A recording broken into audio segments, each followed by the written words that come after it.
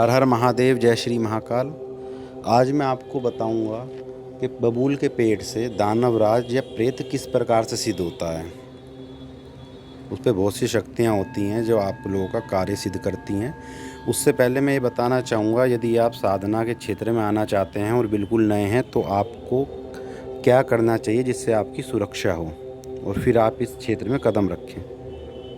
सबसे पहले आपको शिव जी के पंचाक्षर मंत्र का जाप करना चाहिए, जो कि है नमः शिवाय या ओम नमः शिवाय।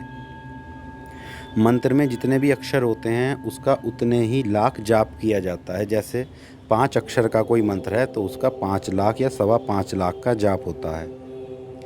और कलयुग में इसी जाप का 4 गुना जाप करना पड़ता है। जैसे कि अगर आप 5.25 लाख का जाप करते हैं तो उसका 4 गुना होगा 21 लाख। तब वह मंत्र पूर्ण रूप से प्रभावशाली हो जाता है।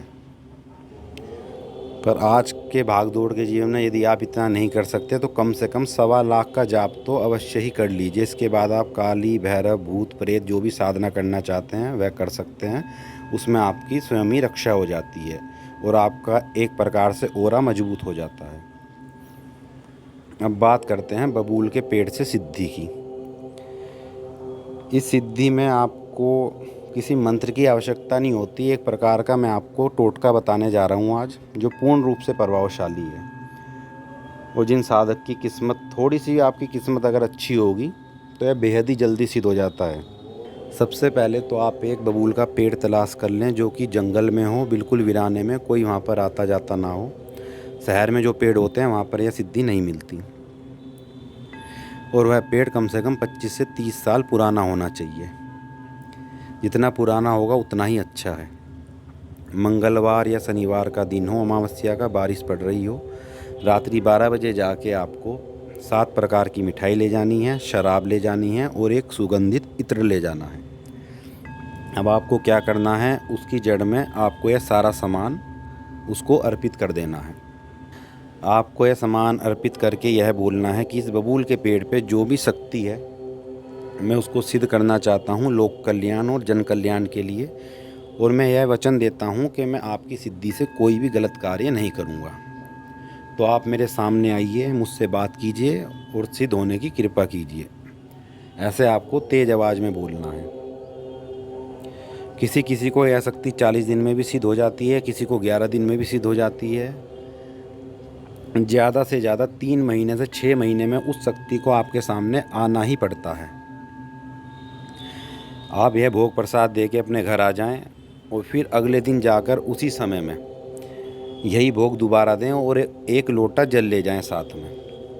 अभी अमावस्या और बारिश का क्या कनेक्शन है वो मैं आपको बता देता हूँ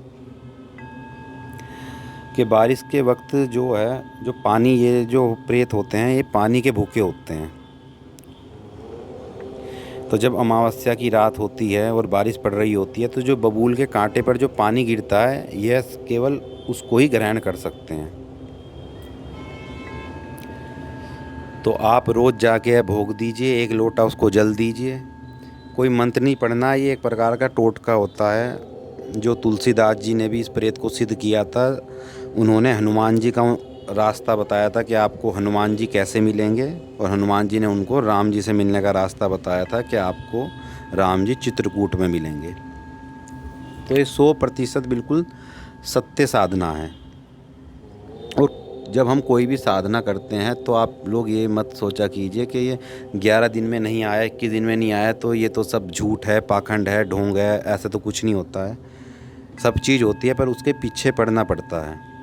जब आप पूरे लगन से इस साधना को करेंगे, रोज़ जाके उसके सामने आप यह शब्द बोलेंगे कि मैं आपको सिद्ध करना चाहता हूँ, भोग प्रसाद देंगे, तो आपकी यह क्रिया खाली नहीं जाएगी। बस थोड़ा सा आपको धैर्य रखना होता है।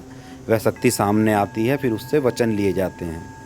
वचन भी क्या लिए जाते हैं कि जो मैं आपसे कहूँगा वो आपको करना होगा। जब मैं बुलाऊँगा आपको तब आपको आना होगा और आप मेरे और मेरे परिवार को किसी भी प्रकार का नुकसान नहीं पहुँचाएंगे।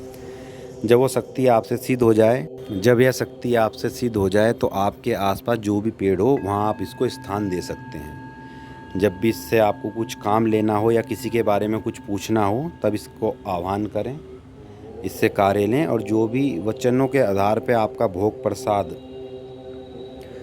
जो भी आपके बीच में डील होती है वो भोग प्रसाद उसको दें और अपना कार्य लेने के बाद उसको विदा कर दें। ज़्यादा से ज़्यादा इन शक्तियों को 1 साल या 2 साल ही रखना चाहिए, ज़्यादा रखना भी इनको ठीक नहीं है, फिर आप चाहें तो दोबारा कर लें।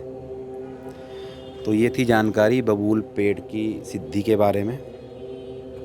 आपको जानकारी पसंद आए तो वीडियो को शेयर कीजिए। हर हर महादेव, जय श्री महाकाल।